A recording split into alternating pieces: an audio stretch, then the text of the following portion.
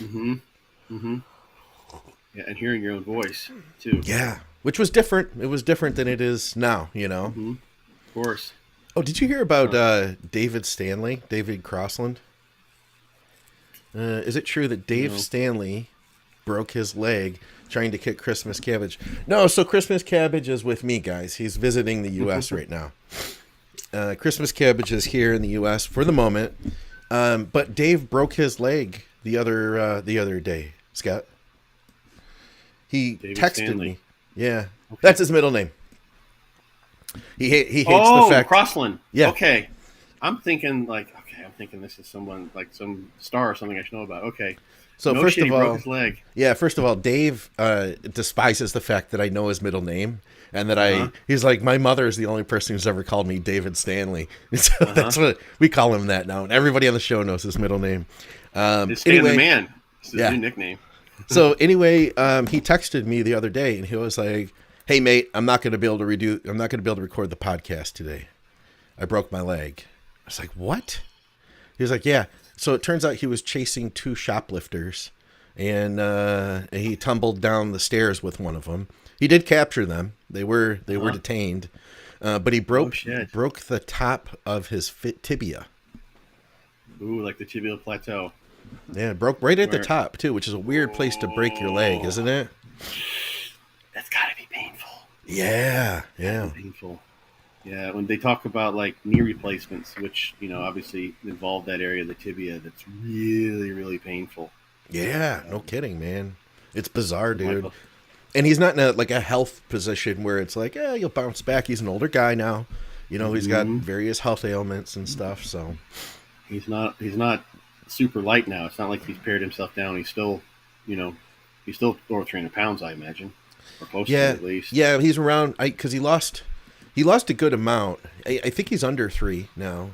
Under Because three now. Okay. he started dieting several months ago, and Hmm. he's stuck with it, and he's gotten leaner and leaner. But now I'm sure like he can't walk and do cardio, so it's not going to be to his Hmm. benefit here.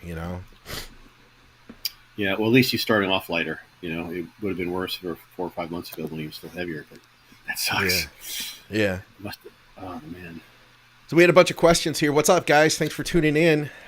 Scott McNally here, of course, with Scott Stevenson, the smart Scott, as Dave calls you, smart Scott.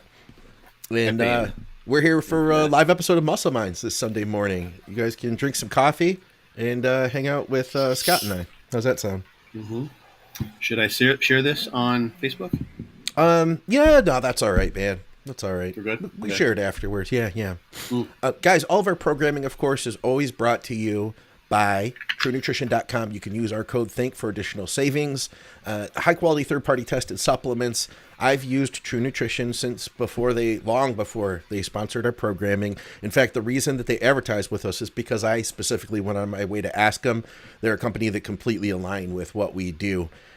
We are brought to you by Be Your Own Bodybuilding Coach. That's Scott's book, which is literally a one-stop shop, right, Scott? To basically plan your off-season, carry it out, plan your contest prep, carry it out, plan your peak and carry it out, and then plan your rebound after that. Like literally it takes you up to the stage. If you don't want to hire a coach, literally for 60 something bucks for the ebook or $100, you can have the hard copy and highlight it and stuff.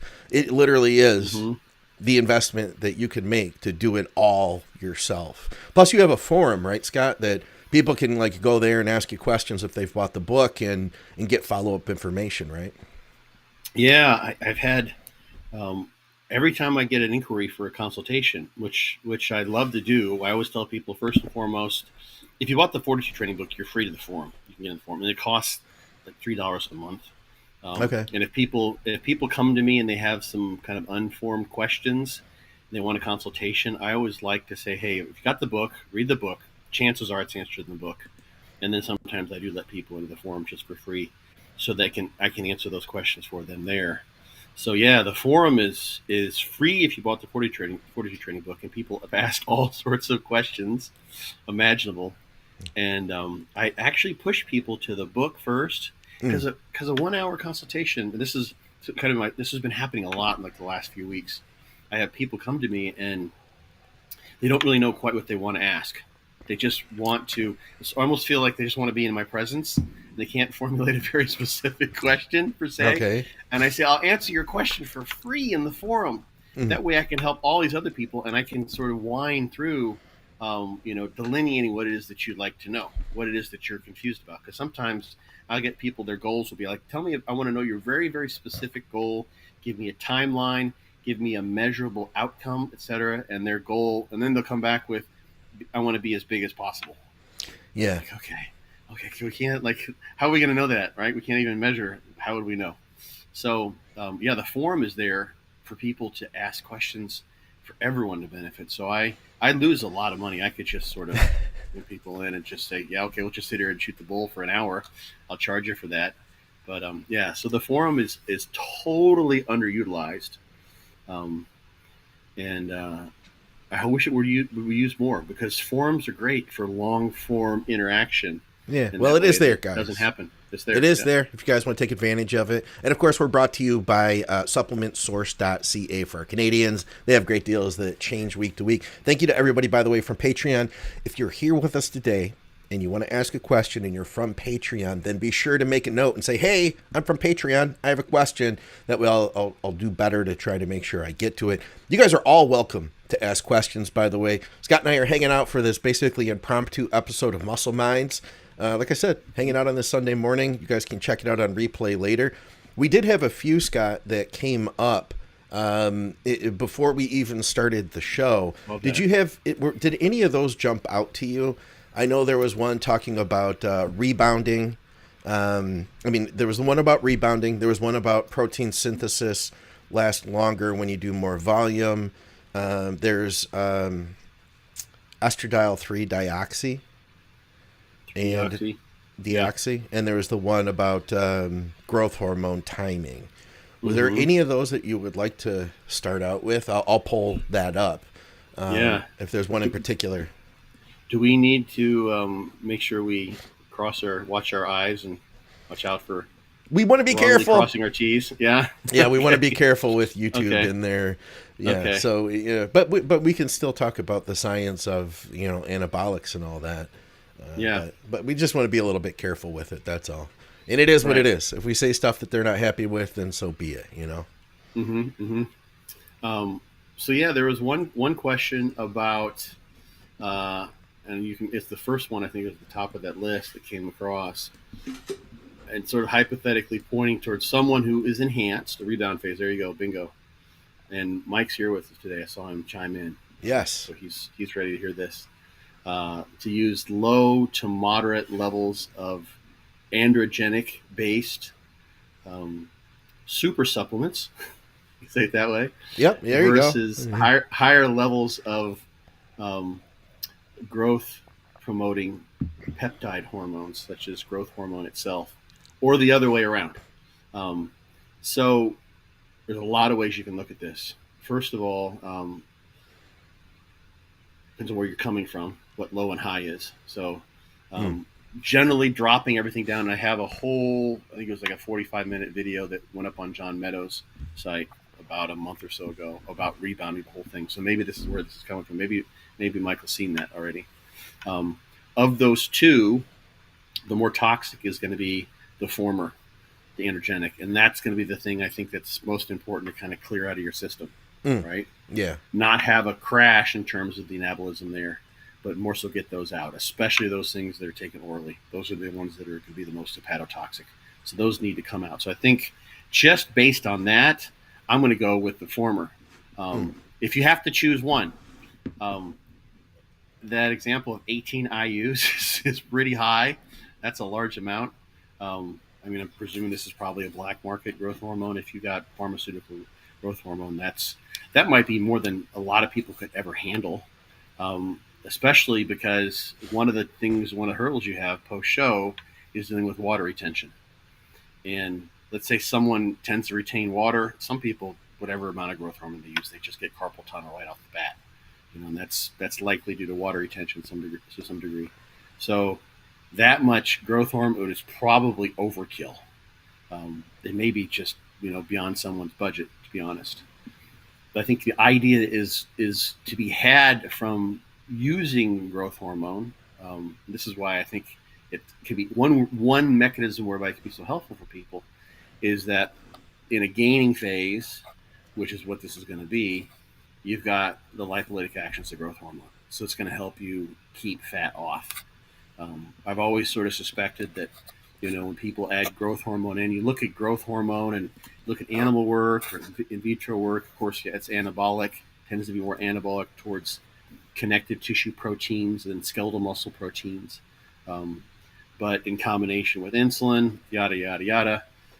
But it is lipolytic. So if you got a scenario where you got to eat it in excess, of course, enough to supply the energy and, of course, the building materials and amino acids, et cetera, for muscle growth, then, and you're able to do that without putting on as much fat because you got something like growth hormone in play, that's going to allow you to, for whatever increment muscle mass you get, you're freeing up energy actually literally from those adipose sites. So you're getting energy for the building process. This is what happens when people recomp without any drugs involved. People who are completely untrained will put on muscle and lose fat at the same time, right?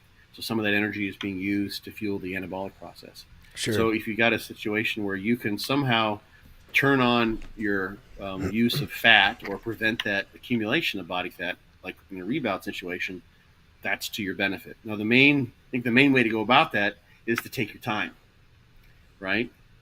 So this is sort of the trick. Is we had talked about this, all the podcasts, the conversations, they all blend together. Yeah, they all blend together, man. But the Minnesota mini starvation study. Oh yeah. Yeah, we may have talked. It's been a while. Some of the listeners might not have heard that. Yeah, but one of the things they sort of found there when they let the people sort of free feed is that the first thing that they did was they got sort of this overshoot of body fat, and that seemed to taper off when their fat-free mass got back to where it was before the starvation took place. So you got to be the point from there is you have to be careful, because if you're coming back, let's say you lost some muscle after a show or during the course of dieting after a show, and then you're coming back, if you just let your appetite rule the roost, then chances are you can end up getting back to your pre-contest diet body fat levels before you've gotten back to your pre-contest muscle mass levels. Yeah. And that's not where you want to be. Then you're in a worse place than you were when you started your diet. Ideally, you want it the other way around. So you can put on fat much faster than you can put on muscle mass. So if we go slow enough and we allow that muscle mass to accrue at the appropriate time, this is sort of the trick, the idea that you can then end up 12 weeks later, 16 weeks later, sort of the post-contest time period that mirrors when you started your diet, in a situation where you've got more muscle mass relative to the body fat. So you've got the same amount of muscle mass, less body fat, you weigh less, or you weigh the same with less body fat, either way around. Yeah. But so that's where growth hormone would help, or that's where taking your time would help. And this is where, it's an individual thing. If you built that muscle or held on to that muscle with, can I say the word with G and sounds like ear? That one I can say? Sure, of course. Okay. We talk about gear all day long. I don't want to YouTube. Scott's being careful. Good. So the last recording we did after we finished the live show, guys, it was immediately nixed by monetization, but then they ended up giving it back to us later. So Scott's trying to be extra careful for that reason, but I appreciate that. We're good. Yes. I don't know what the buzzwords are. So if that was what was responsible for you putting on or holding that amount of muscle mass, that's part of what is keeping that muscle mass at that level.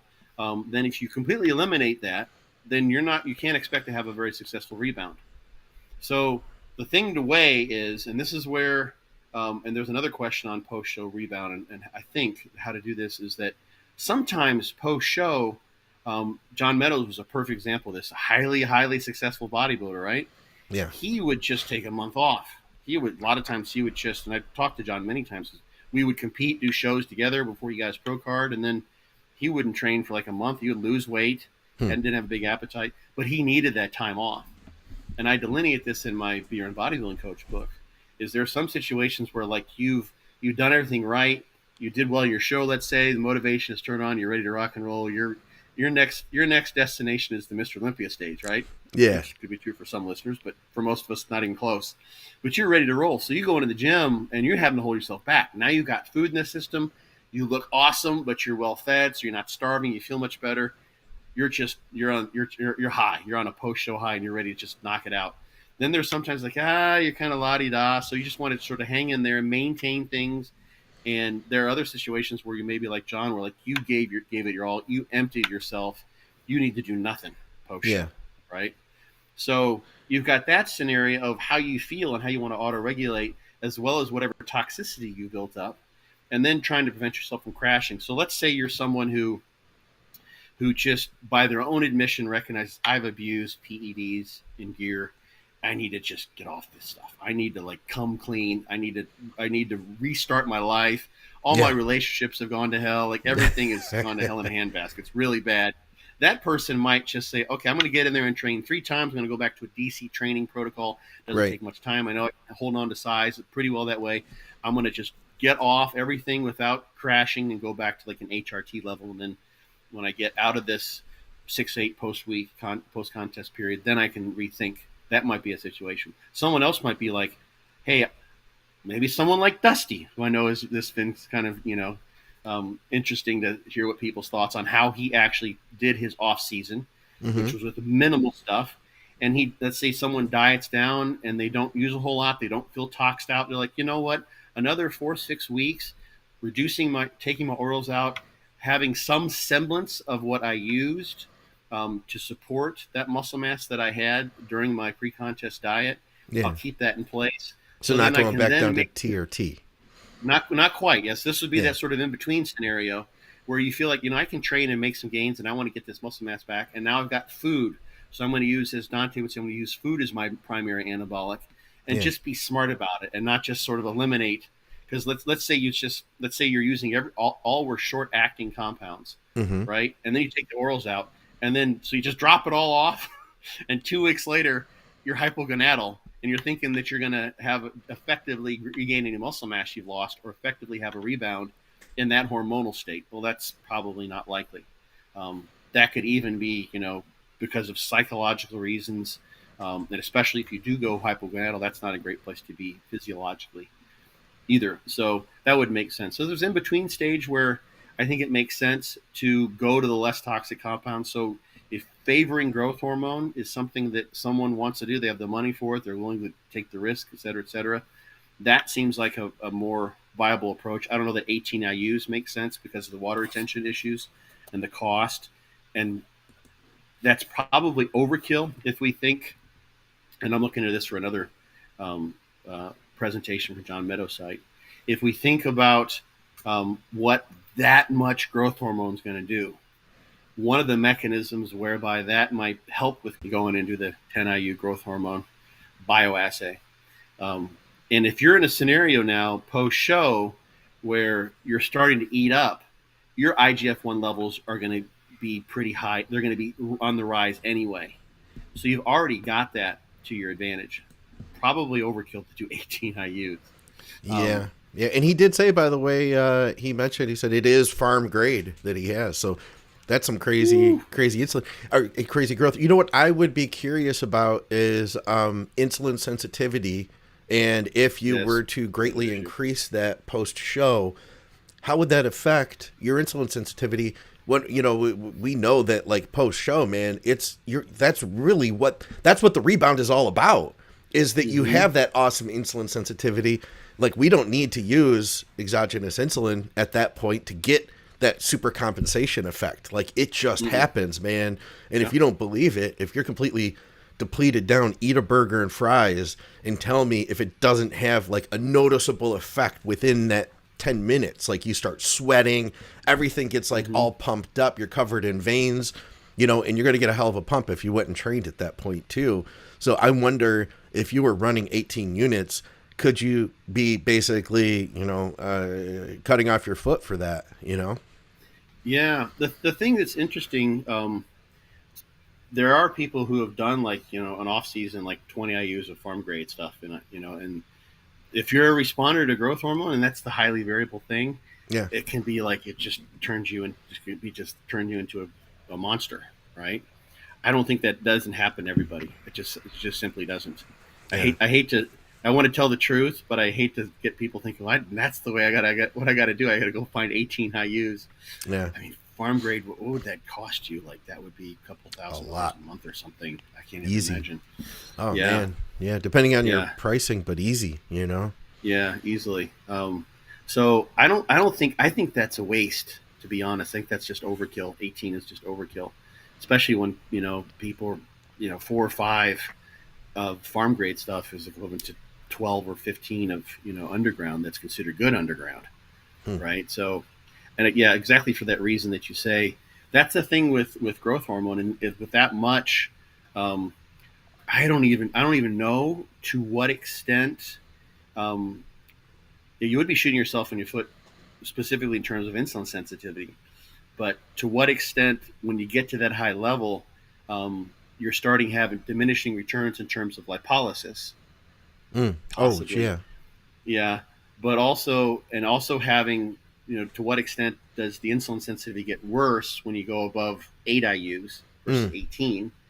And to what extent then would you get greater IGF-1 levels? And IGF-1 tends to help with glucose disposal, so that it does act as insulin does. It's insulin-like and does have some binding affinity to the insulin receptor.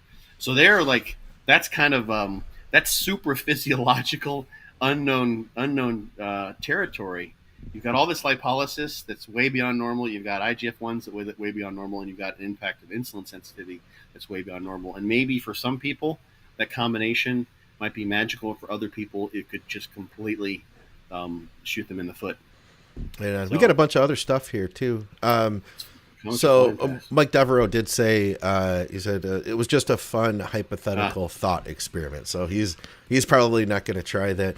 I did want to mention this comment here. We hear this a lot on the channel. He said, awesome channel, guys, amazing info and depth. I struggle to keep up, but there is so much info, but a wealth of info to go back and watch. Keep up the hard work. Scott and I have been recording this show for years now, right? Like since 2016. I don't always follow everything either, I don't. But because I'm also the editor, I go back and I edit. I listen to every episode at least twice, if not 3 or 4 times.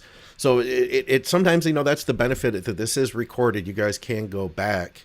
And before we got into another big question, I did see somebody from here in Michigan commented. I just wanted to throw this one up. Here it is. Because he said, hey, Scott, I started bodybuilding at Powerhouse in Garden City, Michigan, way back in the day. Do you remember that gym? Steven says this. So I do remember that gym. And Scott, there used to be like a Powerhouse gym in every couple suburbs, like every little city we had.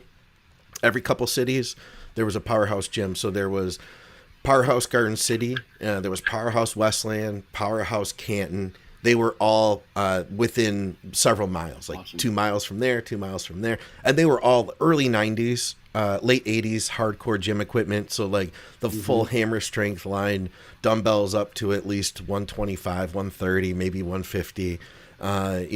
Just basically all that Cybex machines and all the early 90s stuff. Anything Mitsuro we would be shooting video of, they were like those machines, Yeah. I do remember that separate gym. owners or same owner? Some of them were owned by the same people. It was franchised out by Will and Norm Dabish, the original owners of and creators of Powerhouse Gym in Detroit. I do remember that gym, and then it closed down, and then they reopened under another name. And I can't remember what happened from there. I used to train in Canton, by the way, Stephen. So I trained at the Canton Powerhouse, and I trained some at Westland Powerhouse. But my home was the Farmington Hills Powerhouse, which at the time was World Headquarters. World Headquarters now moved to Novi, Michigan.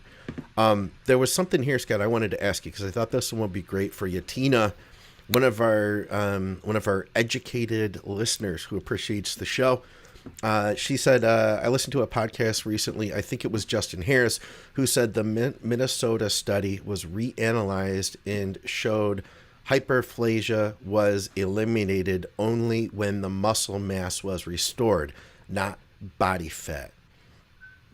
Right. That's just what I mentioned, actually. That was she commented at that time. Could you just explain that? What she means by this? The hyperphagia means excessive increased hunger, so excessive eating. So what they did is they tracked. It was, I think they followed as kind of a subset maybe that was a reanalysis. I have like the original publication, and then I have several publications. So maybe this is what they mean by a reanalysis. But there's a plot I can see at my mind's eye because I've used it in a podcast and a presentation.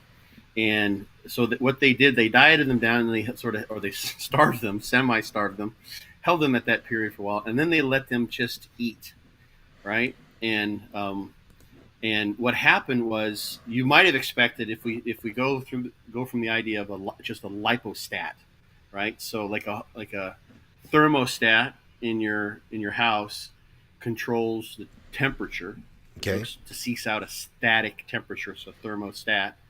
We have homeostasis, so some sort of static set point, so to speak, for whatever variable. So we have homeostasis in terms of cell size, homeostasis in terms of body temperature, of course, homeostasis in terms of hormones, and you can talk about homeostasis in terms of the amount of fat mass you have. And that would be like the lipostat idea. And there's sort of the idea also of a proteostat, that to some degree, the body's protein content, the fat-free mass or the muscle mass, what we're worried about, is something that also determines how the body regulates itself. So if your body fat's really low, if you go purely by the lipostat idea, if that actually held true 100%, once your body fat got up to whatever your set point is, and we can also talk about settling points, but just pure physiologically, the set point would be that the body physiologically regulates itself. The settling point is that we're also influenced by outside influences. So you go into work, right, and every day in work, there's some horrible woman brings in these Grammy's secret recipe chocolate chip cookies and puts them right there at the front desk, and everyone eats those, right? You might see, if you compared that office to the neighboring office where there's no such thing and they can't smell the cookies, that everyone, even if you put twins in there, let's say you do with like this massive twin study, you might have higher body fat in the office where they're constantly refreshing the freshly baked chocolate chip cookies. Yeah. Because there's a settling action whereby the environment dictates where our body fat goes. And this sort of makes sense if you think about it in terms of, I'm getting off on a tangent here, but like society, we have all this quote unquote food, high fat, high sugar processed food that we eat. And, our body fat levels keep on rising because of this. It's not that our genetics is changing so rapidly. Maybe our epigenetics are adapting to it perhaps as well. But so the outer activity. But anyway, we've got a lipostat thought that the body fat is the major regulating thing. And that's what's sort of been, it's probably the most important, the body fat levels, but also the idea of the proteostat. So if your muscle mass is low, that's also important, right? If you, let's say you have some bizarre situation where an animal or human had been starved down to a very, very low level of body fat and lost a lot of muscle mass, and then just all of a sudden got all its body fat back. Just like, here you go, here's all the fat you can eat, and its body fat but it doesn't have the muscle mass. What's going to still be weak and physically fragile. So it makes sense also to regulate around muscle mass. This is where this kind of idea of a proteostat comes into play. And people can also look up a term called protein leveraging, and that sort That's of what suggests, Tina just said. Okay. Yeah. All right. I didn't see that. Yeah. So this protein leveraging idea is that to some degree our appetites and our desire to seek out food is dependent upon making. There we go. She's with me. So she already knows this. What I'm preaching to the choir here, Tina. But thank you for supporting me. But for people who are interested in this, so this protein leveraging idea is that we seek out food so that we can at least meet our protein requirements, essentially amino acids, etc. So this Minnesota semi-starvation study showed that the people overate, overfed, and then eventually they only stopped overeating, so that hyperphagia went away when their fat-free mass got back to where it was before they started, which we presume was sort of their set point, so to speak. Yeah. So that suggests that there was a proteostatic mechanism in place driving their behavior and their eating behavior, their appetite. So that's the idea that we got to be careful. Back to the whole point of this is that if you're you're going to appetite. What I tell people with my clients, especially post show, the way I typically do sort of a rebound is I want them to be hungry, Mm-hmm. not like just starving where they can't think or whatever, but I want them to be want there to be a certain amount of appetite that's tolerable, um, until we interject those meals, which are typically peri and post workout, where they then, and those are gradedly, progressively increased over time to ensure weight gain at the rate we want. But you want to be hungry otherwise, and Yeah. that sort of gives you some feedback that, okay, I haven't gone past, the point where I've got minimal appetite because my body fat's so low. So that's, obviously you can use a scale, you can use calipers, what have you, various ways, but staying hungry like that to some degree is something I try to keep in place until eventually you can't, because you won't make any more progress. Eventually, when you're full blown off season, then the idea is that you're never hungry. Yeah. You Yeah. never want to eat another meal because you're always eating in excess. But um, appetite is something that you have to kind of watch for, because it'll just blast you into adequate body fat, and then to get that muscle mass back, well, then you're kind of shit out of luck, right? It's like, okay, I got my body fat's back to where it was, but I don't have my muscle mass. What am I going to do? Diet? I got to diet back down again, I Yeah. guess, which is the And last it's thing. a And there's no show. Yeah. I'm dealing with that Right. right now with a guy. It was Okay. his first show, Okay. and he told me, he said, "Hey, there's another girl from the gym, and I saw her compete, and then she bloated up afterwards, and that's the last thing I want to do."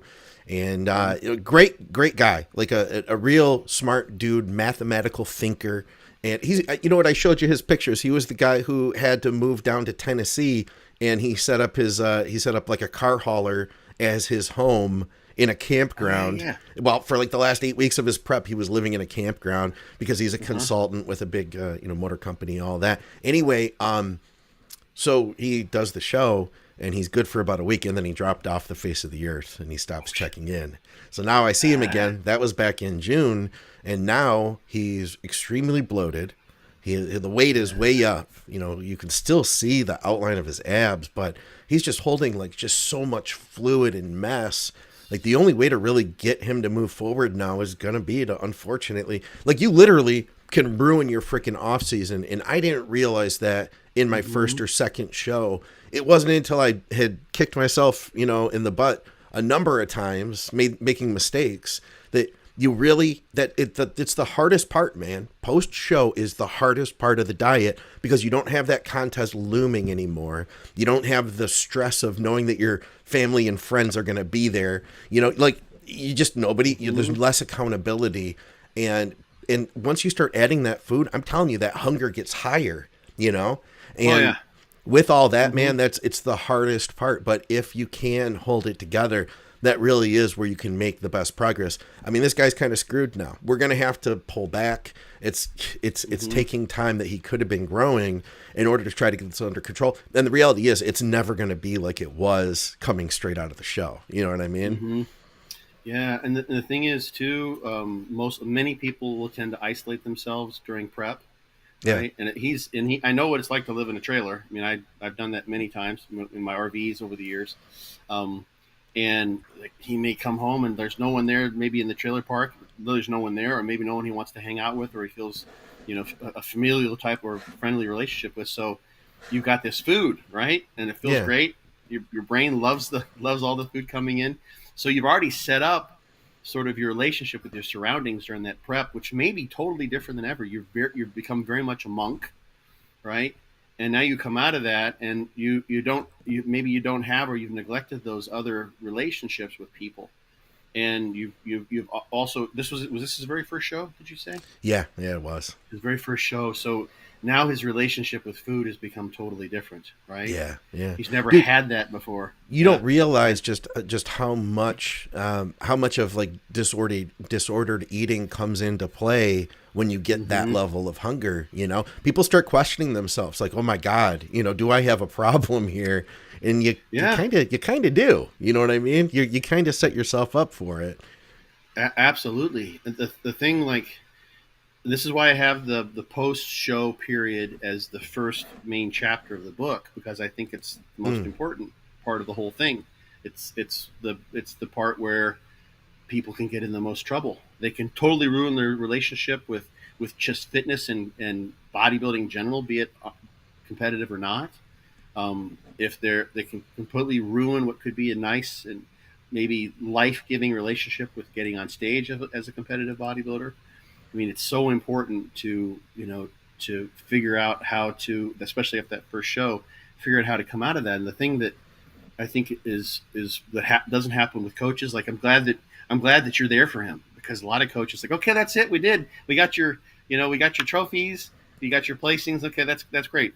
Hit me up whenever you want to do it again, and they just throw them to the wolves basically, and that's For sure. kind of what you're doing, yeah. So you have to have something in place to keep you somewhat motivated. You just can't lose all that structure. So the presentation I gave for John's site, the talk was on post-contest supplementation.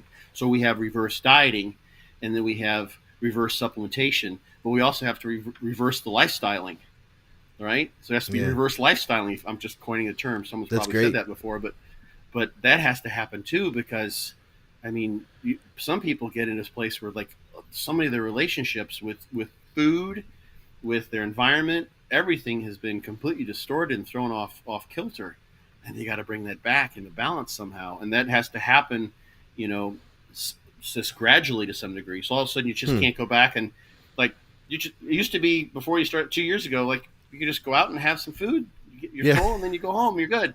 That doesn't work 2 weeks after a show. Yeah. You go home and you eat and eat and eat, and then like I remember, I'll never forget this, Scott. I was like I wasn't prepared for it at all. After my very first show, I got up in the morning. I went and had McDonald's. I was like, great choice, right? But it was open, and I was hungry. It was early. Sure. And then we went to an all-you-can-eat Chinese buffet. Oh, right. Out of the choice. frying pan into the fire. Yeah. and I remember eating. I think I ate a plate. It was great. I had another plate, and my stomach was really small. I dieted, and it was just pretty insane. I did everything possible to try to get in shape. Yeah. Obviously, didn't know what I know now. And I remember sitting there, and I've been in this situation before, but this time this was like totally surreal. I was so full. I'm like, I thought literally I might have hurt myself. Like I might rupture my stomach. Yeah. Like there's something that's going to tear.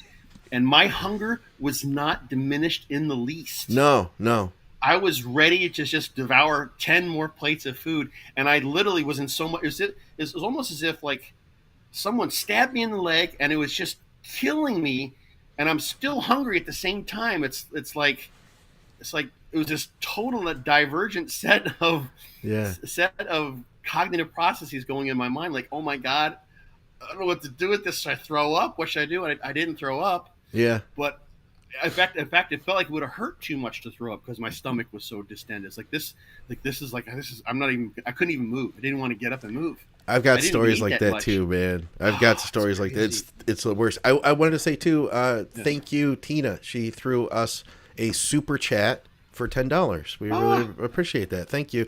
And sweet. She commented that she is 3 weeks out and sub 10% body fat. So yes, you will need to be very careful post show. And you know what? She commented at the group. She made a post. By the way, guys, if you're not part of the Facebook group, you're welcome to join. A lot of times the live shows that we don't do here, we post at the Facebook group for Think Big. She had made a post saying, "Hey, thanks for the great education and stuff." She had lost her husband a number of years back, and she went through some depression, she said, and she got into running, and then she got into fitness, and now she's getting ready for her first show. And now, based off of this comment, she is 3 weeks out. So congrats to her. And yeah, definitely, be super careful. We got a bunch more stuff though, Scott. Okay. We did have we have like a bunch of stuff that relates to post show now. We got everybody thinking about that. I'm going to switch gears just a little bit though to pre-contest. Okay.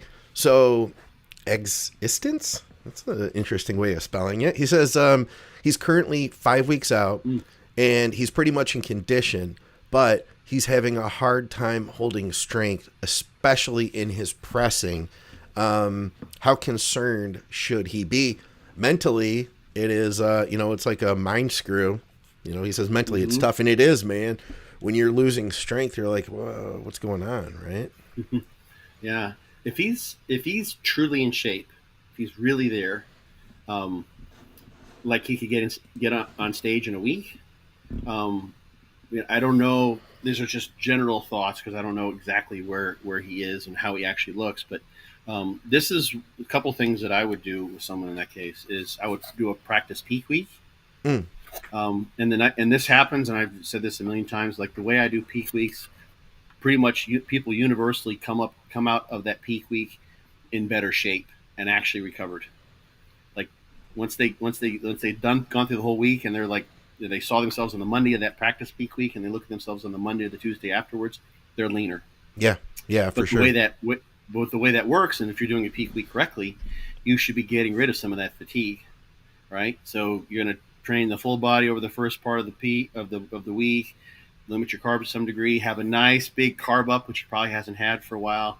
Then you get to practice the water, all that stuff you're going to do. Don't do anything like crazy harsh. Like I don't use diuretics with people anyway, but don't got to do anything with it that stresses you out. But practice the basic mechanics of what you want to do peak week wise, so you can get an idea of what works and what doesn't work. And now you've got a protocol in place, and that serves purposes of one, getting you leaner, which is of course awesome. But two, let's say he finishes training on Wednesday and he goes and has a mock show on Saturday, he kind of takes Sunday off and does some stuff with his family or whatever.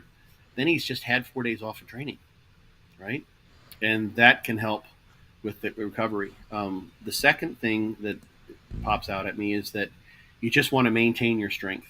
So I'm always, when I have people shift their training when they get to this sort of point, I always suggest taking volume down and trying to hold on to at least one maximal effort set per exercise, so they can kind of, depending on who knows what split he's doing, but so they can keep that strength in place and resting more. So let's say he's been doing 3 sets of squats. He might go down to 2 sets of squats, and his squats were, 365 for 10 and then 405 for 6 or something like that, right? Yeah. And then he do, or maybe he goes 4 or 5 for 6, 365 for 10, and then he gets 365 for 8. He might drop that.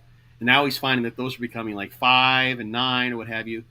He might drop that third set out and make sure he really focuses on that first set instead of give himself some extra rest. So his workouts might be just as long, but he's going to spend more time resting and keeping the quality of the stimulus in place.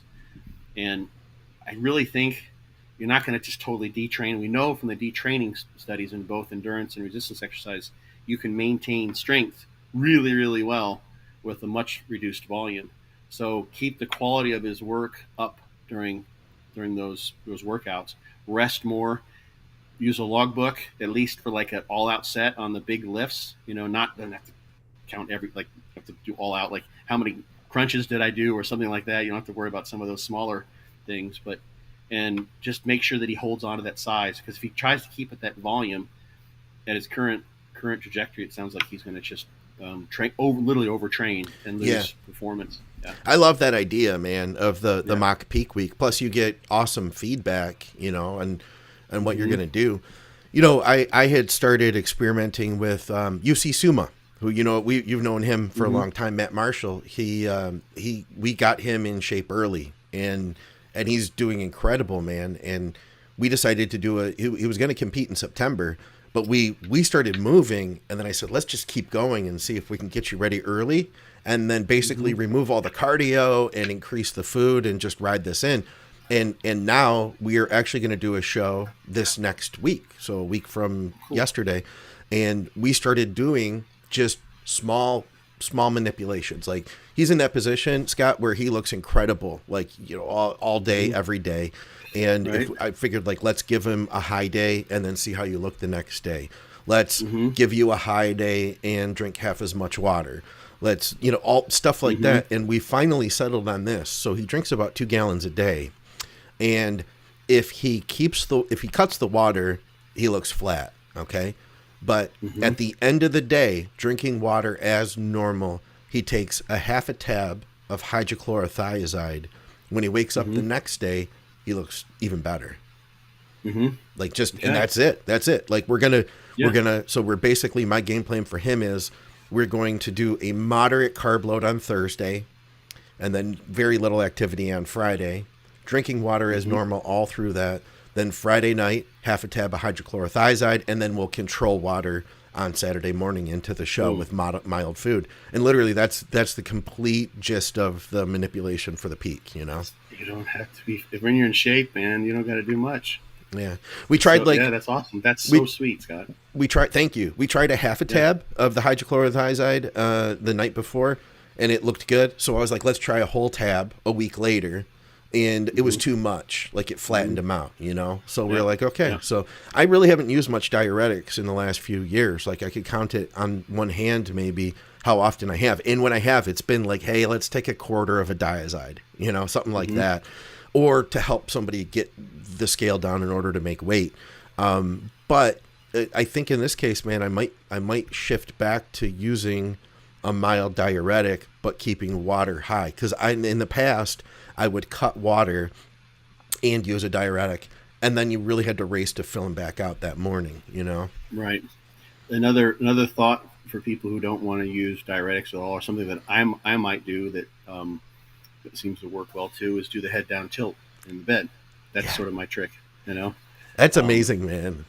Yeah. Yeah. So that would be something someone could try. And that's a nice thing. You can literally just go about whatever you're doing, right? Your regular week. And then do one day like that. And you've got your nighttime weight, you got your morning weight, you know how much it drops. Like, it's dropping between 3.2 and 3.4 pounds every night. And then I get on I put the head down tilt on, and it's funny. I was been cleaning stuff out at my house, and I found my blocks that I bought at one point in time in the last few years for doing those. I got these foot risers. So you have your foot risers that you use. You know what your angle is. You set up like, look, now I'm dropping, 2 more pounds or 3 more pounds, and I look better. I look great. You could even grade that instead of jacking the bed all the way up. You jack it up half as much, as opposed to 1 tab versus a half a tab. We should try that this year. Matt would be totally up for that because he's going to do a few more shows now. He's got a lot of time between now and September, so we're just going to start knocking him out because it's not like he has to do a lot to peak for him. You know what I mean? Mm-hmm. Yeah.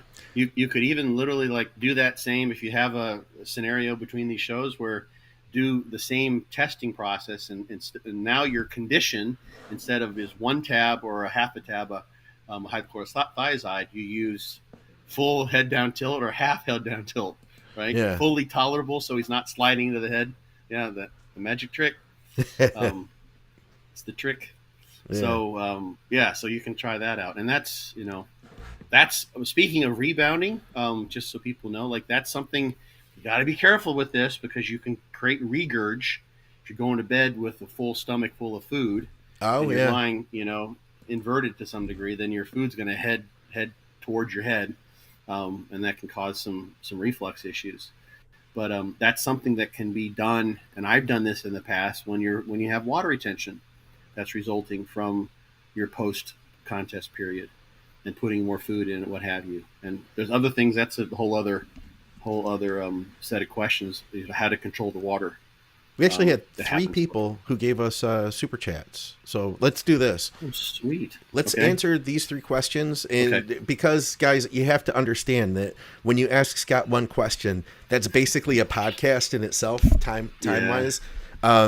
That's all we'll have time for. So don't send, as much as I said thank you, don't send any more super chat questions because we won't have time to answer them. But Matt had said, well, first, before that, he said the return of my favorite Scotts. Thank you, Coach Scott and Dr. Scott. So, all right, we're glad to be here. And thank you, Matt. He said, hi, guys. Do you think long-term GH use can actually hinder connective tissue and weaken them? I've heard a few theories. I'm trying to think. I've looked a little bit to kind of test that out. Like a model is people with acromegaly. Feel like, like Andre the Giant. The answer to that question might be found if someone has tested the mechanical properties of growth hormone or of connective tissues from acromegaly patients to see that. They, for instance, do have thicker skin. That's one thing. The dermis is thicker. Yeah. So people have said, one of the reasons why you don't see athletes nowadays getting in shape like they used to in the 90s, that whole thing that's been, beat to death, is all the GH use. It kind of thickens the skin. There's water retention from GH, and there's potential if someone's been using GH for a long time. It does seem to, if you look at the acromegaly, that points at least to the possibility that you are getting a thickening of the skin there that's from the long-term GH use. So maybe your body fat is low, but if you have a thicker skin, the muscles don't look the way you want them to. So I don't know if you got a situation. This is kind of also was my thought with BPC 157. When you've got an adaptation, we can just use muscle tissue as the thing I sort of know the most about, I guess. Is muscle is a very, very, very plastic tissue, skeletal muscle I'm thinking of now. And it adapts very, very specifically to the stresses imposed upon it, right? Endurance training is totally different than resistance exercise, and there's differences there. You talk about high rep training versus low rep training, so fiber type specific differences, the amount of mitochondria that are produced, et cetera, et cetera. And there's all these variations among individuals. And part of what's going on there is a very intricately coordinated specific adaptation based on the person's genetics and their epigenetics to evoke an adaptation that matches the nature of the stimulus. So that's a fancy way of saying specific adaptations to impose demands, as they say, right? This whole SAID thing. So if you got a scenario now where various things contribute to how connective tissue proliferates, we've got the mechanical stimulus, right? We've got influence of all the hormones, and let's say we have something like BPC 157, or in this case, we're talking about growth hormone, that is enhancing connective tissue protein synthesis. Yeah, that's kind of like car enthusiasts will know much more about this than I do. But let's say you take a Pinto and you throw some sort of turbo in there, yeah, right? And now you're going to get more power, right? Turbo Pinto. But you've got a vehicle that's not set up otherwise to handle the mechanical demands that the turbo imposes on it, like everything from the frame to the exhaust system, et cetera, et cetera. So you could end up with the situation where, like you've got more connective tissue accumulating, but let's say growth hormone turns on the expression in a way that doesn't create an optimal, or for someone who's trying to do really, really heavy lifting, an optimal amount of elasticity in that tissue. So now you don't have the mechanical properties that are adapted to the stimulus. You have mechanical properties that have been brought on by the growth hormone. Yeah. So now you've got a Pinto that can go really fast, but only goes really fast because you put a turbo in it, and you didn't match the rest of the parts of the system to that turbo. So now you got a Pinto that's looking to blow up on you, and now you got, in the case of growth hormone, hypothetically speaking, I don't know, you've got connective tissue that's looking to blow up on you. It's looking to break, because you've tossed in an exogenous, super physiological growth hormone that's turning on just in the ways that growth hormone does. And I couldn't tell you what the mechanisms are specifically, but that's turning on those aspects of growth of connective tissue protein synthesis in a way that is imbalanced. So you run into an issue. And I've kind of wondered, I've had to talk to a couple people, for instance, who use a lot of BPC to help recover from pec tears. Yeah. And the thing I sort of gleaned from a few of those interactions now is that they had other issues, that they had other tears down the road, and they kind of wondered if maybe there was something there. They tore it again. Yeah. So I mean, if you think about it, there's someone, I won't say any names because I don't think you would care, but there was someone who tore a major ligament / tendon. Okay. And so they had to get that reattached, right? And one of the things that happens when you have that reattachment is the first order of business is to regain flexibility about that joint. So we're talking about the knee joint here, patellar tendon, patellar ligament, everyone call it. When that tears away, you get that reattached in whatever way you do it. Like now you got to regain knee flexion. So, you start off and you're casted for X number of weeks, and then you can barely bend your knee. And the thought was, well, what if I put BPC 157 in there, right? That's gonna speed up connective tissue synthesis and repair. Yeah, okay, that's cool. That's great. But what if you do that before you regain your normal range of motion? So now you've laid down the scaffolding of that connective tissue in that ligament / tendon in a way that is set it up to have limited range of motion because it's only experienced limited range of motion. Yeah. Right? You'd want to get that range of motion back so that the tissue, then whatever sensing mechanisms are in place for sensing, how much elasticity do we have to have in that piece of tendon / ligament.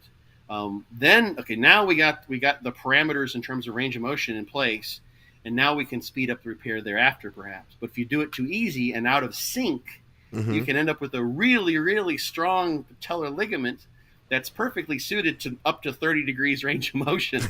and then otherwise, when you try to go beyond that, what would happen is it would inferiorly sublux your patella, right? You start to bend your knee too much, and the thing doesn't stretch out the way it's supposed to. It just keeps your patella too low, and all of a sudden, then your knee just hurts like shit, and you've like, oh shoot, I patched it up too fast, right? Yeah. The same thing with scarring. I'm sure you've heard that. Exactly. Scarring that they warn against using growth and stuff because you can get too much collagen laid down and get denser, thicker scars. Somebody had talked about that not too long ago. It was a while ago. He was kind of a really eccentric guy. I don't want to mention his name, but a chemist type guy that I had on the show. And he had said that he thought that, he said, I see all these women that are using VAR and that they're getting, acne. And then the acne, because of the increased collagen, is creating thicker scarring, and they're messing up their complexions. Like he had this, he went off on this whole thing, but it would make sense, if you were to say have bad acne and then have higher collagen production, you could get worse acne scarring. Yeah, and that's an awesome, awesome thought with the scar tissue. I mean, that's to what extent we're actually doing that. You think about, muscle injury is what we're sort of inducing with training, and if you're stimulating, if you've got constant tension connected, to what extent does, can we end up with brittle tendons? So that's been demonstrated. I think it was with Winstrol, and at least one of a couple studies suggested that Winstrol tend to impair the elasticity of connective tissue. So if you're turning on these pathways in an out of sync manner, you could run into issues. For sure, 100%. All right, let me see what else we have here. Question. And collagen. Yep. I always suggest collagen because I saw such a big difference in my life as far as, I know it's not like it's not as sexy as taking some sort of crazy peptide, but I've seen a huge difference for myself. Okay, so DD had this one for us, and thank you very much, DD. He said 30 grams of fat per day for a long cut and up down. Which carbs is the way to go to a successful cut? From biochemistry, I learned that. Is it also in RL? Real life. Thank you. I didn't even know what that meant, real life. I swear to God, I didn't even know that. Yeah. Okay. Yeah. I'm not sure that I understand his question. I got the real life, but the rest of it, 30 grams a day, 30 grams of fat per day for a long cut, and up down. Which carbs is the way to go for a successful cut? And up down. Gosh, he paid $5.99. I got to try to give some kind of an answer here. Maybe he'll give us some more information. Maybe English isn't his first language either. That's possible. But up down, because I'm wondering if he means which. Just give us some more information, brother. We'll be looking for it, and we'll jump to the next question from Steven. And this is a guy from Garden City Powerhouse. He said he also went to Canton as well. So I wonder if I'd seen him there. And I wonder if you ever met Scott Hughes. There's a Scott Hughes at every gym, Scott. He was big dude. He was a big guy even when I started training there. And this was 2005. He's a big guy today. I just saw him backstage at the Michigan State Championships. He lifted him and his brother were there, and his dad was there. His dad was 80, and he would squat every couple of days, and he would squat some weight too. But Scott Hughes was the strongest guy in the gym, and he was the loudest guy in the gym. Every gym has a Scott Hughes. I wonder if Steven knows who that was. But his question was this. He says, can high estrogen lower motivation? don't have any other sides, but I'm on 1500 SUST farm grade, 400 NPP, 600 Tren E, 100 milligram oxaze. 6 weeks in, my motivation to train has suffered lately. Should I do an AI? I would say get your lab work done first. Mm-hmm. I mean, I imagine I would feel like garbage with all that. That's a lot. That's a lot. That's a lot, man. Like that, I would. I mean, it could be that the higher estrogen is part of what's going on there. Yeah. I can imagine that entirely, but with that load, it could just be toxicity. Water retention could be sky high. You've got all those chemicals floating around. I mean, and that's the thing that the sort of the dose response for gear is related to on the that on the one side why you're be using the gear, the anabolic effects you get from it. On the other side, the negative side effects as a whole.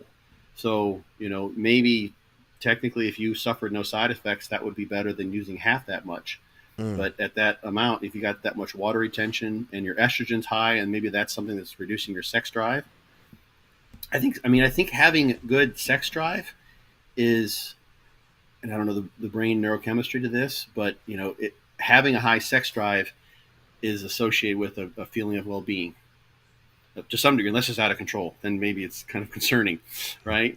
But decent sex drive or bad sex drive is associated with depression. Good sex drive, not so much. So if his sex drive is impaired at this, that may be part of it too. You walk into a restaurant, and you're hungry and all the food looks good. That's totally different than if you walk into a restaurant and you're like, okay, this is just kind of whatever. You go into a room and you're a heterosexual male, and you're going to the gym and you're like, wow, there's lots of nice looking women in here. I really like being in this area. We're social beings, so we take in energy. So if his sex drive is cut out. No, he says it's through the roof. Okay. Yeah. All right. So that's good. So much for that. I wonder, okay, 100 milligrams of draw, that in 6 weeks in, my motivation to train has suffered lately. I wonder how his liver is doing, first of all. Because that in itself, man, if you're getting bogged down, your liver's not functioning as thoroughly as well. I feel like the number one thing I would do is I would cut those out. And if you see a difference in 1 week, then you'll know. You know what I mean? You'll know that was the answer. But I would get labs. Just get labs and see. You'll have to get a ultra-sensitive estrogen test, because he's on the Tren E, so that kind of throws those estrogen readings off. But he does have a lot going on here. Plus, you know what? He's running 219 Nors, and some people can get away with that. It used to be, when I was learning about all this stuff 20 years ago, they used to always tell you never to do that. And of course, since then, it's been showing there's some people that do just fine with it. But when people said never to do that, they said it for a reason, because you're compounding 219 Nors, and 19 Nors are compounds that not everybody gets along with really well. So I've known people that have had major mood changes using a 19 Nor. So that, it very well could be even that combo too, And there's so many things that could be at play with all that in there. That's just a high level. So it might also, just kind of the last note on that is motivation. Is it just motivation to train? And what is, if he had to write it down or explain to someone, what is his motivation to train? What motivates him? What makes for a good sense of motivation when he goes into the gym, right? And is the motivation to train where it appears the most, or is he actually feeling that way the rest of the time? I mean, a lot I've heard very often, guys are using lots of stuff, like they really don't feel very good at all. And the one time they really kind of feel good is when they go in the gym and all of the stuff that they're taking pays off, because they're moving massive loads and they're kicking ass and look awesome in the gym. And in the gym, that's that 1 or 2 hours out of a 24-hour time when they actually feel good. And the rest of the time they kind of feel like crap and they wish they were on the stuff. So it may have gotten to the point where it's just too much toxicity. He needs get rid of the oxys, like you said, or drop the NORs down. Find some alternative. Like that would be for sure. You do a couple of those things. Yeah. Get the bloods, like you said, and then get rid of the toxicities. Get rid of the double up on the NORs. Get your estrogen back down if it's high, and then that could remedy like right quick. He said Only too. training, He said labs in 2 weeks. Now, I don't know if he had planned to do labs in 2 weeks or his doctor was going to see him in 2 weeks, but that's a long time from now. If you're feeling like crap, I would just jump on it. You can go through Private Labs MD or Alta Labs or Direct Labs, and you could get those things. I mean, you could really get them done. I mean, it's Sunday, but you could do it by tomorrow. You could set up an appointment, buy it now, and do it tomorrow. Just get, like they have like a bodybuilder package at Private Lab MD that's, I think, like $80, and it will cover estrogen, testosterone, and all your health markers, so you could see what's going on there at least, and that might give you some insight. But I think cutting some stuff back, and really, Scott, let me tell you, man, I think you'd agree with this. Like, you going into a cycle, I want to already be number one. I want to be feeling really good, right? Like, and I want to be really strong, and the analogy that I've used with people is like, if we were in a racetrack, and I don't know a lot about cars, but I would imagine that if we were going to hit the nitro button, we would already want to be like cranking, right? We're lapping around the track. You have a wobbly hubcap at that point. Right? Yeah. You don't want a wobbly hubcap, and you don't want to hit the nitro button when you're in second gear. You would use it when you're topped out. So when you're already, I would say the best place to start a cycle is when you're feeling that 100%, and then the cycle should only make you feel better. I used to be under the impression years ago that like you had to endure these terrible side effects, like that was just part of it, and you had to fight through poor appetite and all that. No, man, you want to make it. You want it to make you feel better. You want it to enhance, and if it takes away, then it actually could be hurting your bodybuilding, short term and long term. The more like, I think about this and experience things, the more I think that less is better, more is not better. And that exactly what you're saying is that, when you're starting to experience negative sides, you're welcome, Stephen. When you're starting some negative sides in terms of training motivation or appetite or night sweats or all those sorts of things, even if the dose is teensy, we have to relativize all this and think about the average male producing like 10 milligrams of testosterone a day. Yeah. Like that's our system. We're talking about set points. That's where our system is sort of made to regulate itself. So when you go to just 500 milligrams of test a week, like you're already 2 times outside the range. It's very interesting, in fact, that biologically that higher doses do produce greater responses. But when you're talking about it was total, he was at 2 grams, over 2 grams, that's 2,000 milligrams. That's 20 times, endogenous production of androgens. And some harsh compounds too, between the draw and the tren and the MPP. Right. It's a hefty combo.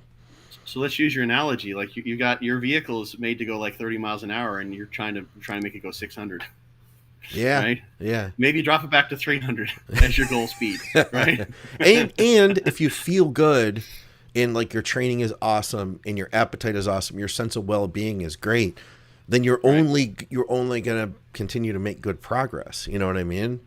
So, So Didi did get back to us, by the way. So here's what he said. Yeah, I saw something there. Yeah, he says, okay. He says, no, I'm asking if keeping fat at 30 grams of, and he did mention that English is not his first language, for 3 to 4 months and having periods of low carbs and high carbs, like up and down. So I think he means a carb cycle. Is that the way to go for a successful cut? So he's talking about he's considering carb cycling, and he's thinking he's gonna just set the fats at 30 grams. I don't know why he's setting his fats at 30 grams, but he's setting his fats at 30 grams and then manipulating carbs only. Could that be a successful method for cutting? Absolutely, it could potentially. For sure. Yeah. I mean, he's going to get 270 calories from fat a day. and then let's say he's 200 pounds. Don't know how much he weighs. Looks pretty good in that avatar. Yeah, he's And got then some he's got muscle another on him. 600 calories. So he's got like maybe 1,000 calories from protein and fat, right? So, and then he can get whatever calories he needs. He can vary his carbs based on whether he's training or not that day, how much activity he has that day, what muscle groups he's training per se. You can absolutely do that for sure. It's as whether it's the way to go. There's multiple ways to go. You can do all sorts of things. You can do skip loading, where you would just have things relatively constant during the week, and then you just go to town, in a skip load fashion on the weekends. You can do a cyclical ketogenic diet where your carbs are minimal and your fat would be much, much higher, right? You can not carb cycle, and then just have refeeds. You have to eat the same thing, most of the time, or then you have one big refeed a week. Which is still So kind of like a cycle, you know what I mean? it's still Because cyclical, yeah, yeah, yeah, yeah, yeah. because you're So depleting through the week and then loading on that one yeah, day. I'll tell you that personally, what I might do if I'm coming from an off season to a cut, I would probably keep the protein high, of course. Keep the protein mm-hmm, moderate to high, really high, I guess you'd say, moderate for bodybuilding purposes. But right. I would then start to reduce the carbs and fats until I started seeing progress, and at some point we may end up going to a carb cycle. But you know what? Mm-hmm. Do you need the 30 grams of fat, Scott, during a cut? Is it necessary? Because is there a reason that you must have these 30 grams of fat in? Because I know that there's been times, man, that there might be a guy who needs to pull more fats out than that in order to get like extremely lean. Yeah, I mean, if he's got no carbs and just fat, and I mean, he said he's 73 kilograms, so he's about 170, 180. Okay. Um, so then he's running at like 900 calories a day. Um, so if he's pulled his carbs and then he starts pulling fat, then he's down to like 800. Then we're approaching a protein sparing modified fast, and that protein veggie days, they have Mm-hmm. to happen sometimes. When you're trying to get to 4%, you have to do that every once in a while, depending on the person. If you're Jay Cutler, you're eating 500 grams of carbs, at your lowest point. You know, Yeah. if you're dieting like I would have to do, a lot of people have to do, like, there was once when John Meadows was trying to make light heavy, and it was only proteins. I think he was just going with essential amino acids. That was because he was trying to cut protein, which, Wow. I don't think he would do this now. This was many, many moons ago. But Yeah. so yeah, if he's natural, you want to have some fat. Potentially, there's not a ton of it in. There's potentially some saturated fat for testosterone production, but it's going to go in the shitter anyway when you try to get down to 4%. You're going to lose that. Yeah. Um, so, yeah, the third, and you want to have essential fatty acids in there. So, I mean, you don't, You don't need a lot though, right? Like you don't need you don't 30 need a lot. Like, grams. yeah, you don't need 30. I'm going to take 30 grams of fish oil a day. You don't need Ooh, that for it's sure. a lot of fish oil. So, yeah, yeah, I know. There's a lot of burps right there. Ugh. Um, but so yeah, you could do. I mean, the thing is, there's so many ways to do this. First and foremost, I have a nutritional hierarchy of importance in my book. So first thing that's important is you have to have a caloric deficit of some sort over the course of time. That doesn't mean Okay. every single day, because Ah. like every time. Like, here's the thing: like, we're in a caloric deficit. It's like, well, every time you eat, you got incoming calories. You're not in a caloric deficit, and then 3 or 4 hours later, you're in a caloric deficit because you're oxidizing fat. So that's always going back and forth as you eat, and then become post-absorptive, and then you're running on body fat, and then you eat again, and then you're in caloric excess for a few minutes, for a couple hours. Yeah. So, but you have to have that in place some way, shape, or form, and then you want to meet those essential fatty acid requirements. And with 30 grams, you can easily do that, right? And the most, I think He Tina said, said it somewhere in there. Yeah. and he said he's on 300 milligrams of Test-E, not going up with the drugs. That's plenty of test to Okay. support muscle. That'll You hold. know. That'll hold. That's without a doubt. Someone said, "Do what's right for you." So, um, people, for whatever reason, they do better with certain ways of dieting. A lot of Yes. it can be purely psychological, I think. So if he can set, let's say, up some sort of carb cycling, like he was kind of suggesting might be the way he was asking about, where every 3 or 4 days he gets sort of a high carb meal. That can psychologically, you can be like, I just got to diet for 2 or 3 days, and then I get a nice good meal, and then my diet's done. Or maybe I have a refeed day, like every 4 or 5 days. That can be done too. Yeah. And then you're just looking at periods of not being able to eat what you would prefer to for a very tolerable period of time. Other end of that, like let's say you eat the same thing all the time, like every day, like you're constantly eating chicken and rice and chicken and rice, and you're always kind of hungry, and that just sucks. Like that may not be sustainable. That could lead people to binges. So he'll have to find whatever sort of patterning kind of works best for him. And then over the course of several diets, he may find, when I keep my carbs really low, my appetite is really, really low. It makes it easy to stick to the diet. I just don't eat any carbs. I know I can eat these things. I enjoy the fatty foods. They taste good to me. And the higher protein levels are satiating. I'll just go keto, and then I'll do carb ups. And then I'll do low fat. On those days, it might be less than 30 grams of fat because he's doing a low carb fat up. A low fat carb up. Yeah. Or maybe you could do a low carb fat up too. Like you could do some fat loading if you wanted to, whatever. So that's one way to try things out. And I think that's a nice pattern, the carb cycling, where he could try that. Some people do very moderate carbs. So his carbs might be 100 grams, 200 grams, 300 grams on different days. He's like, okay, and I see that kind of works for me. But what if I just for a lot of people, 100 grams is kind of like that in between place. If they go to 50 or less, and there might be some ketosis, maybe or not, but they don't have hunger as much as they would if they get to 100 grams. And 100 grams is like, oh, I want some more carbs. And then there's sort of like a no man's land there. So he may find that he does better with 25, 50 grams and maybe more fat on other days. And then when he has a high carb day, then he flips things, and he doesn't go to just 100, 150 grams of carbs. He goes to 300 grams of carbs. Yeah. And he could figure that out by carb cycling, and then eventually, just changing the amplitude of those carb waves, right? So that and the depth of the niveaus. So he's going from higher carb to lower carb, or maybe he likes to keep it more consistent with just one meal that's just like an extra 50 grams of carbs on certain days. And maybe he needs the consistency, because some people, they don't like to be all willy-nilly all over the place. Yeah. No shit, what I got to do today? No, just tell me what to do.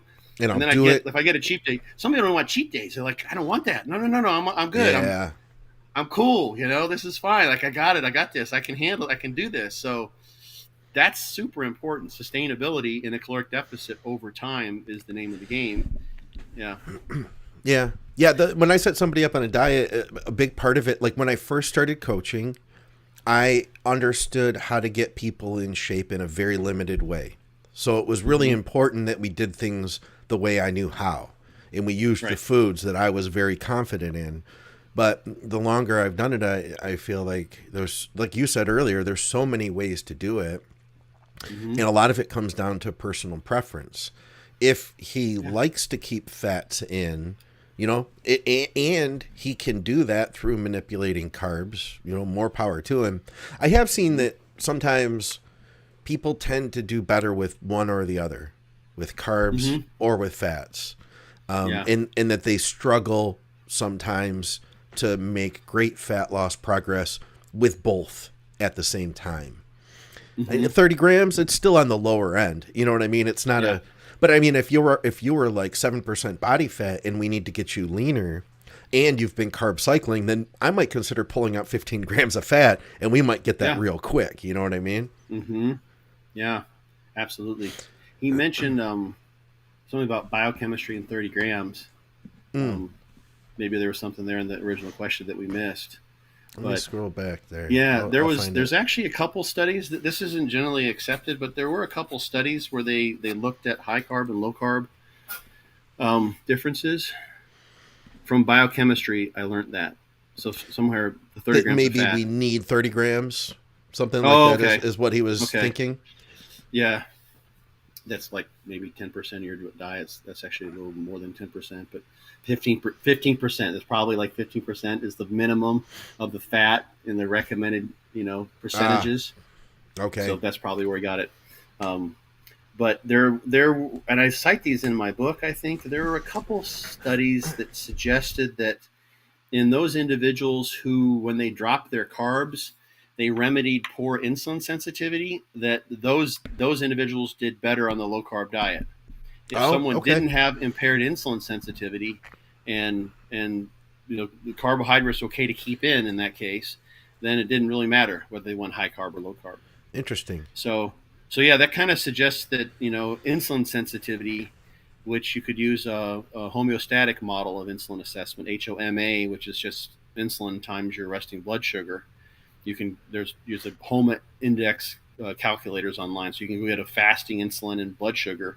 You just multiply those two things together, so that tells you relative to whatever your blood sugar is. It could be high normal, but if you maintain a high normal with very low insulin levels, that means that your insulin sensitivity is very high. You could have low blood sugar levels, but relatively higher insulin, and that would suggest that to keep those levels stable, even though they're low, it takes a lot of insulin. So you're not very sensitive to insulin because there has to be a lot there to keep it at a stable place, even though it tends to be low. But Okay. anyway, Here was so his thing though. He okay, said it comes from oh health yeah, concerns. He's thinking yeah, health concerns of low fats.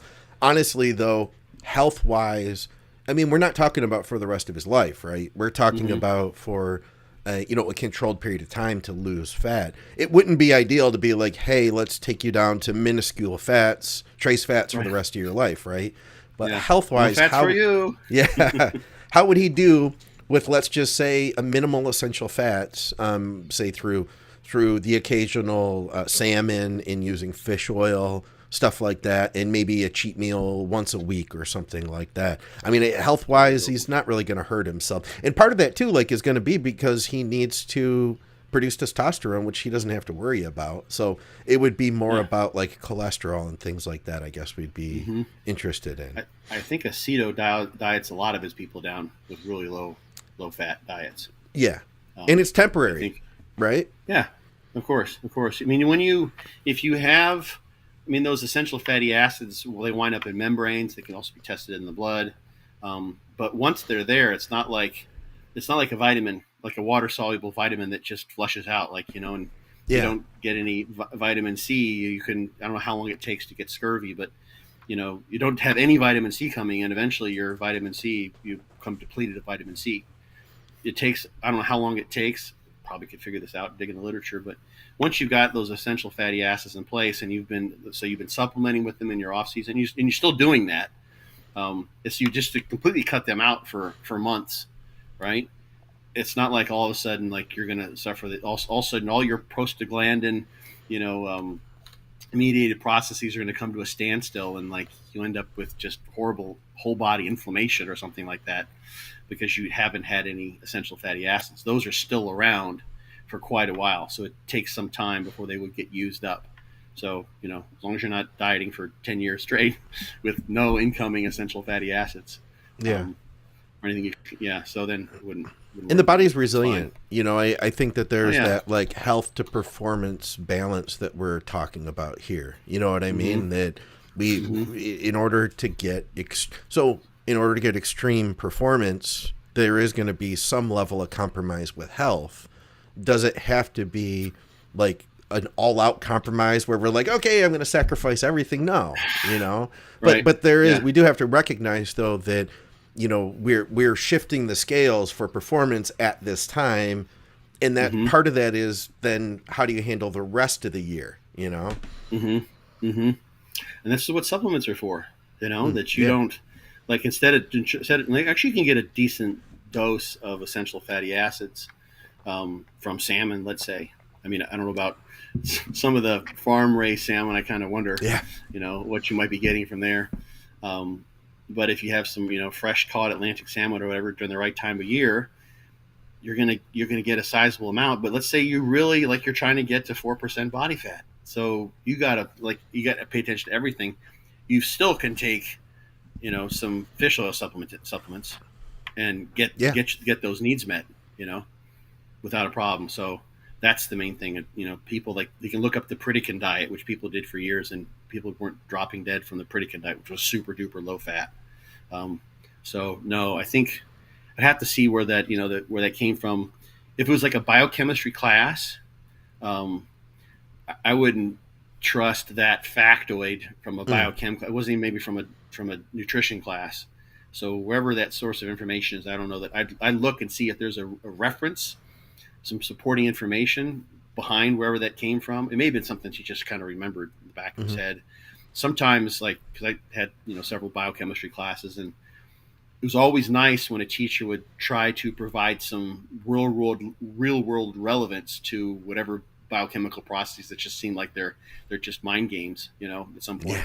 And they'd say, yeah, and if you go below 30 grams of fat, you'll die, within 3 months. They toss this strange stuff out, and you're like, ooh, you're the bodybuilder. Ooh, that makes sense. Never go below 30 because I will die before my contest, right? No. Yeah. So sometimes those things, they don't really have any direct evidence to support them per se. So that may be a completely out of context number that was unsupported by any real scientific literature that you really shouldn't pay that much attention to. So. All right. Well, unfortunately, I got to go, Scott. We're a little long on time here, which is great. Everybody's hanging with us. I have an appointment today. Miss Olympia is coming over to train in the home gym. Oh yeah, you were talking about that. Phenomenal. That's awesome, dude. I wore the shirt to three-time champ Miss Olympia, working on 4 this year. So she's coming over to train in the home gym, and we are gonna do some leg training. So it's gonna be good, man. Dude.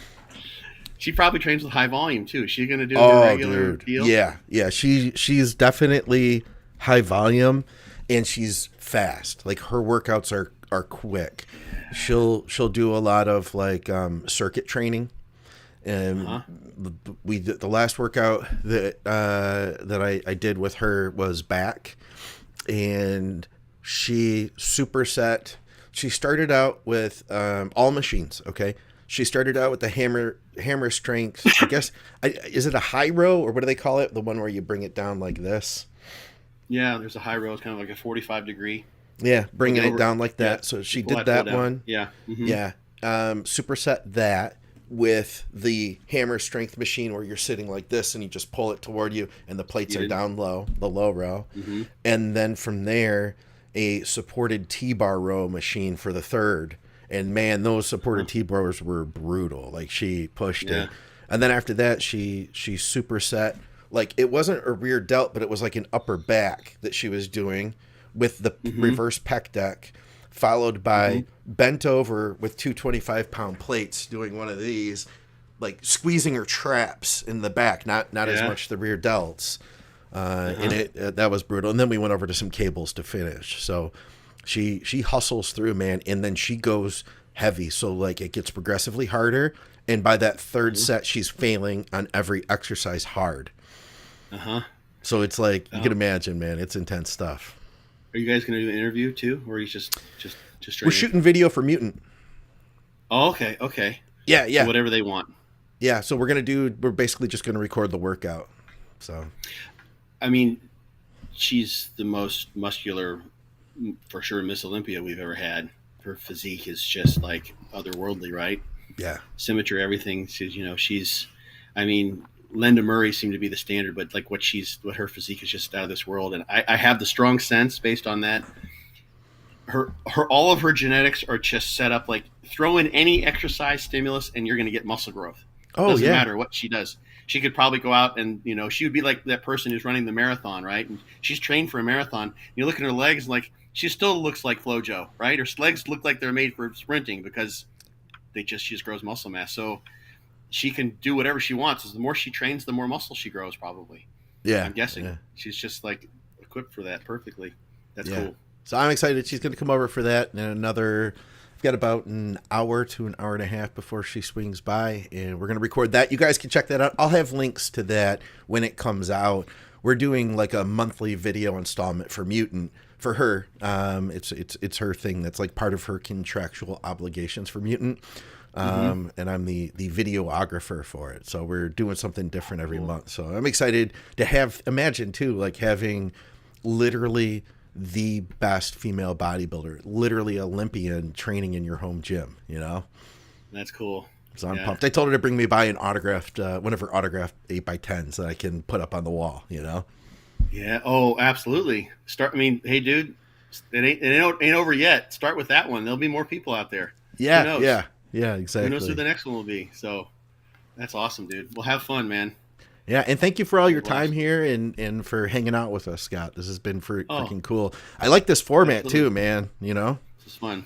Yeah, we're getting good questions. I mean, sometimes people talk about YouTube and like the comments just sort of can be pretty bad, but we're getting some really sweet questions. We've got some It's good very cool. listeners is the thing. You know what I mean? The Yeah, people that are yeah, really thinking deep. So yeah, we yep. definitely I wish we could get to all of them. You know what I mean? It's like there because there was some more, but we would literally be here for the next 2-3 hours and then more people would keep commenting. So it'd be like a marathon. You know what I mean?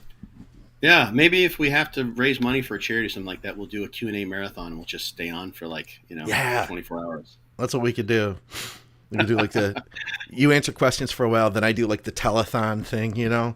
Right, Something. exactly, I've got like exactly. a thermometer, you know what I mean? Like this, Uh-huh. here's our goal, $5,000, and we're like, you know, Maybe for a charity. Yeah, right. Maybe for a dog shelter or something like that. Could do that at some point in time. that would be fun, guys. We appreciate Yeah. you tuning in. And you know what? Scott has so much more to share. Go to his book, Be Your Own Bodybuilding Coach. You can get that on Amazon for the hardcover, BYOBBcoach.com. You can go there to get the ebook as well as get the Fortitude Training ebook. And of course, check out our sponsors, TrueNutrition.com. Use our code THINK over there. They've supported our programming long before anybody else had, and I've believed in them long before we ever did podcasts. And so did Scott, like years before the podcast even started. So that's a company we definitely believe in. Supplementsource.ca if you happen to be one of our Canadian folks. Also, you can go to STROM Sports Nutrition if you're in the UK. They've got some good stuff over there. Amino Asylum, use our code THINK over there for 20% off of all their stuff. And, of course, thank you to everybody from Patreon. I didn't see anybody mention that they were from Patreon, but I appreciate everybody from Patreon because you guys literally are helping to make this channel happen. And thank you to everybody who hit us up at the Super Chats. We appreciate you guys very much. And we'll see you. I don't know if we'll be able to do this in 2 weeks, Scott. I'm going to be in Australia, but we're planning All right. for like Oh, every yeah. other week. Scott and I record, and we're thinking we would just do a live episode of Muscle Minds every other week. So if it doesn't happen next week, we will be back on track, and we appreciate you guys Good taking the excuse. time to hang with us. Right on. Yes. Awesome. All right. Very cool. Thank you, everyone. Yeah. See you guys later.